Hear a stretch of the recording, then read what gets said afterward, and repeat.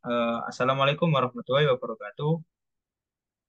Oke, sebelumnya di sini kami akan eh, menjelaskan tentang analisis perusahaan BUMN, yaitu PT Telkom Indonesia. Next. Sebelumnya izinkan kami memperkenalkan anggota dari kelompok 6 SIA 2022. Yang pertama ada rekan saya, Mbak Helen, silakan. Perkenalkan, nama saya Alif Mamuri dengan NIM 2205 1214009.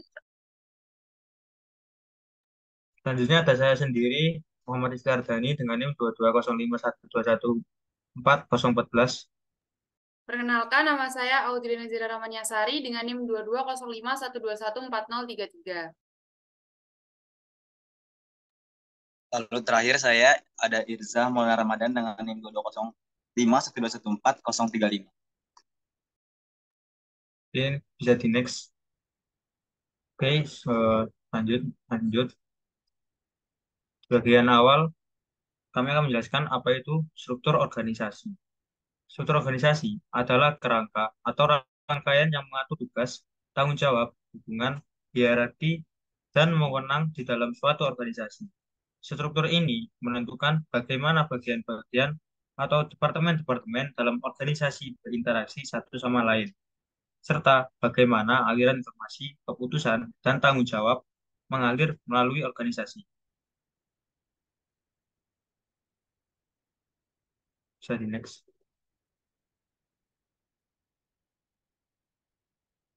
Oke, selanjutnya, bentuk struktur organisasi. Terdapat tiga bentuk struktur organisasi yang umumnya digunakan dalam organisasi. Antara lain yang pertama, struktur organisasi fungsional. Dalam struktur ini, tugas dan tanggung jawab dikelompokkan berdasarkan fungsi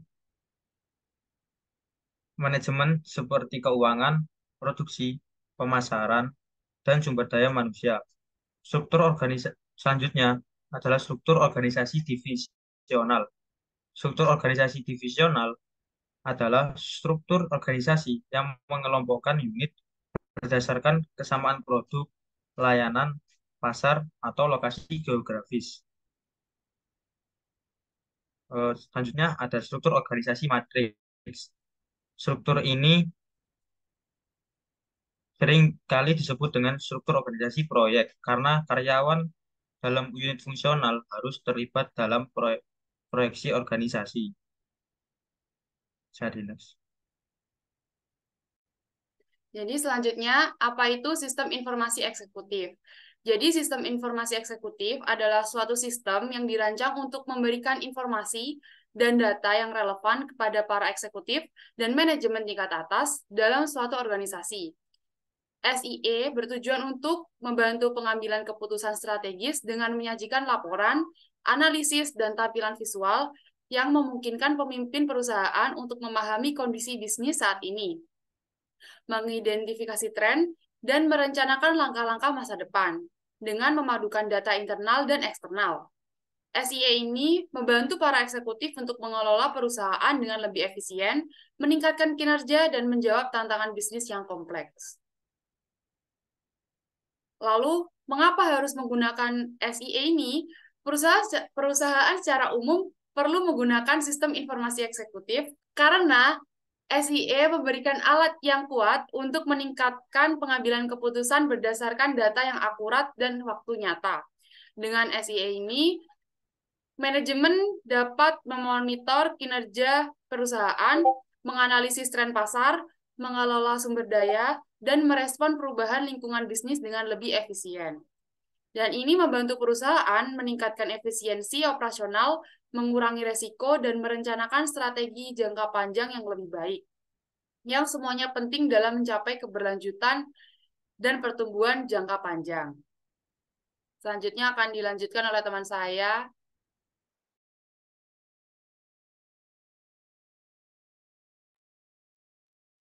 Selanjutnya ada penggambaran mengenai perusahaan Telkom Indonesia. Perusahaan Telkom Indonesia atau yang lebih kita kenal dengan Telkom itu merupakan perusahaan milik negara BUMN yang beroperasi di sektor teknologi informasi dan komunikasi. Dan dalam transformasinya menjadi perusahaan telekomunikasi digital yang bernama Telkom Group dan fokus pada pelanggan dan efisiensi operasional, dan mereka berupaya untuk menjadi lebih responsif terhadap perubahan industri yang tentunya sekarang sangat cepat.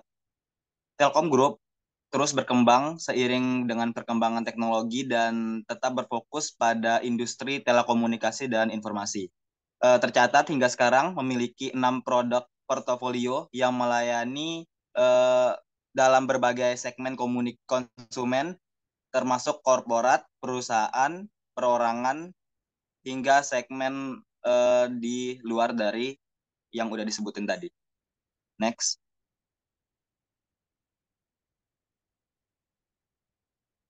Nah, di sini terdapat beberapa penerapan dari sistem informasi eksekutif yang ada di perusahaan Telkom tentunya.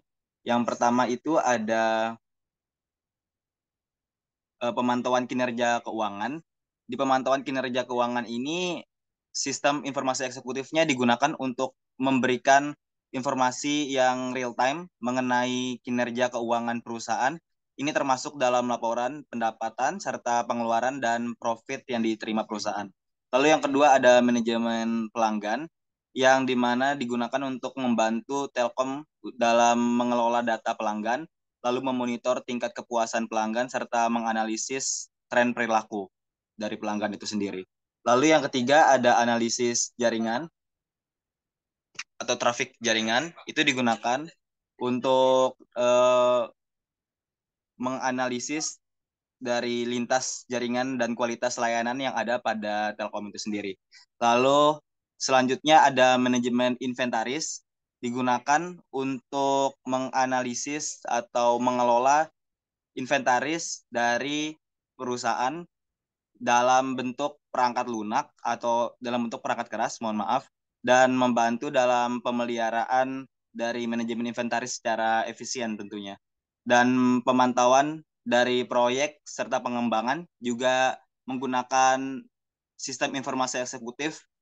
Dalam hal ini digunakan untuk mengelola proyek-proyek dari pengembangan dan pemeliharaan infrastruktur telekomunikasi yang mencakup pemantauan kemajuan proyek serta alokasi sumber daya dari proyek itu sendiri. Lalu yang terakhir ada manajemen sumber daya manusia, yang dimana digunakan untuk melakukan pengaturan ataupun manajemen dari SDM yang ada di Telkom, yang meliputi rekrutmen, ada penggajian, serta aspek-aspek lainnya yang berhubungan dengan sumber daya yang dimiliki oleh Telkom. Itu dia mengenai sistem informasi eksekutif. Selanjutnya untuk bahasan atau topik lainnya akan dijelaskan oleh teman saya.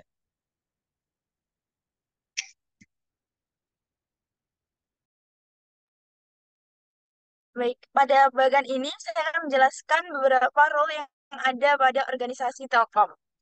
Next.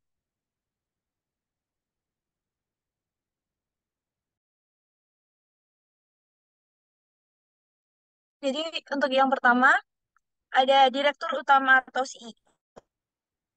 Beliau mengendalikan langsung direktur yang memimpin direktorat pada corporate office dalam penyelenggaraan operasional fungsinya. Yang kedua ada Wakil Direktur Utama atau COO, yaitu dia membantu Direktur Utama dalam mengintegrasikan penyelenggaraan operasi direktorat-direktorat yang berada dalam kelompok operating business.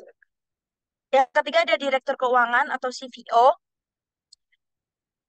yang berguna untuk penyelenggaraan aktivitas operasional keuangan secara terpusat. Direktur Keuangan mengandalkan unit Finance Center. Yang keempat ada VP Manajemen Accounting, yaitu menetapkan struktur biaya perusahaan dan merumuskan hasil perhitungan biaya produk berdasar pendekatan metode costing tertentu. Yang terakhir ada Direktur Sumber Daya Manusia, yaitu ketersediaan sistem informasi dan pengendalian dari pengelolaan SDM, termasuk administrasi, pengembangan karir, remunerasi, pengajian, pengembangan kompetensi. Next.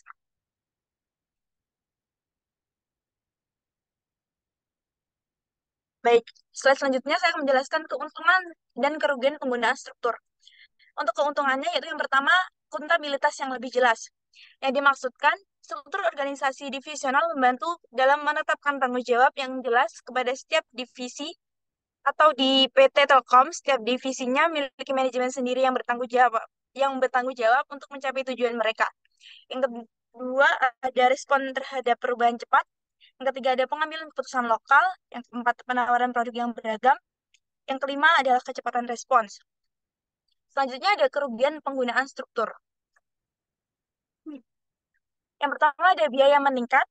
Struktur divisional dengan banyak divisi divisi yang memiliki manajemen sendiri mengakibatkan peningkatan biaya overload. Yang kedua ada keterbatasan skala ekonomis. Yang ketiga ada inefisiensi operasional. Yang terakhir ada kurangnya kolaborasi.